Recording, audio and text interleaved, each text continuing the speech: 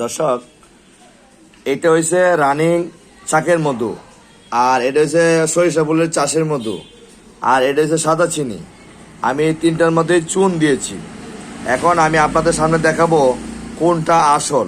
যদি আসল মধু হয় তাহলে আপনার লাসা বাঁধবে না, আর যদি চিনি বেশি থাকে তাহলে লাসা বাঁধবে বা পাথরের মতো শক্ত হয়ে যাবে।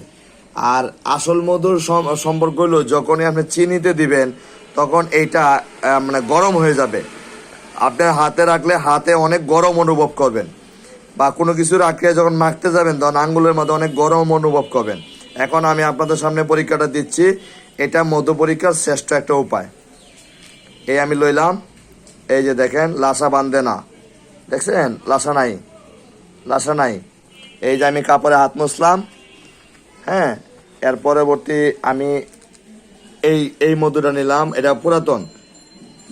এই যে এটাও লাসা বাঁধে নাই, এটা চাষের মধু, সরিষার নাই, দেখছেন?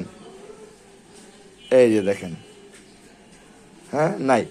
এটা আমি মুছে লাইলাম, মুছে এখন আমি যাব চিনির শিরার মধ্যে। চিনি আর এখানে চুন দেওয়া আছে, এই দেখেন।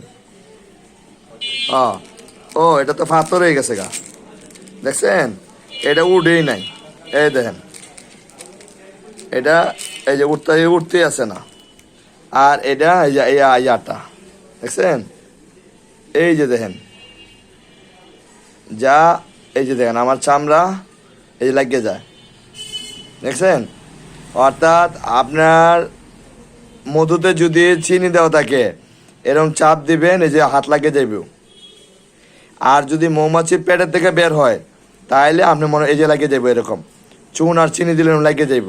কিন্তু মৌমাছির মাধ্যমে আসলে হবে না।